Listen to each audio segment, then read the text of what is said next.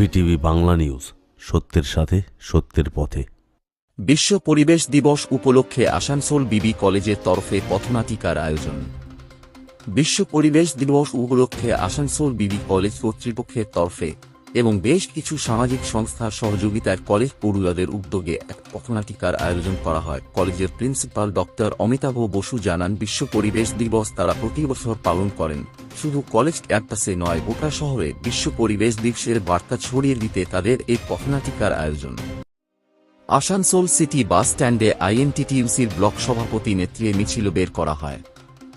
Asansol city bus স্ট্যান্ডে তৃণমূল শ্রমিক সংগঠন আইএনটিটিইউসি উত্তর ব্লক সভাপতি রাজু আলুওয়ালিয়া নেতৃত্বে এক বিজয় মিছিল বের করা হয়। আসানসোল হটন রোডে এসে এই বিজয় মিছিল শেষ হয়। লোকসভা নির্বাচনে তৃণমূল কংগ্রেসের বিপুল ভোটে জয়লাভের আনন্দের এই বিজয় মিছিল বলে জানান শ্রমিক নেতা রাজু আলুওয়ালিয়া। আসানসোল পৌর নিগমের নির্মল বাংলা স্যানিটারি বিভাগের কর্মীদের বিজয়ী উচ্ছ্বাস। আসানসোল পৌরনী গ্রামের নির্মল বাংলার স্যানিটারি বিভাগের কর্মীদের দেখা গেল সবুজ আবিরের উচ্ছ্বাস প্রকাশ করতে। এদিন তারা মেয়রের সাথেও দেখা করেন। তারা জানান, লোকসভা নির্বাচনে বিপুল ভোটে জয়লাভ করেছে তৃণমূল কংগ্রেস, তাই তাদের এই উচ্ছ্বাস। রানীগঞ্জ চেম্বার অফ কমার্সের লেডিস উইংয়ের পক্ষ থেকে বিশ্ব পরিবেশ দিবস পালিত হল।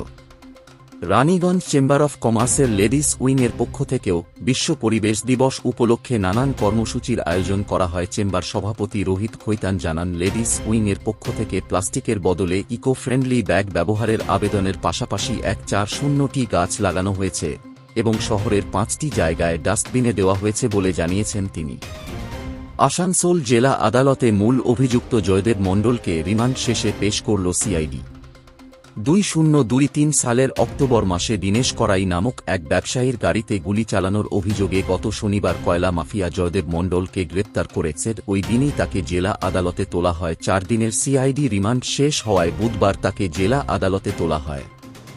সিআইডি আবারও 10 দিনের রিমান্ডের দাবি জানালে বিচারক 4 দিনের রিমান্ডের নির্দেশ দিয়েছেন। ইসিএলের সোনপুর বাজারি এরিয়া কার্যালয় বিশ্ব পরিবেশ দিবস উপলক্ষে আধিকারিকদের নিয়ে বৈঠক। ইসিএলের সোনপুর বাজারে এরিয়া কার্যালয়ের সভাকক্ষে বিশ্ব পরিবেশ দিবস উপলক্ষে এরিয়া জেনারেল ম্যানেজার আনন্দমোহনের নেতৃত্বে এক বৈঠক সম্পন্ন হল।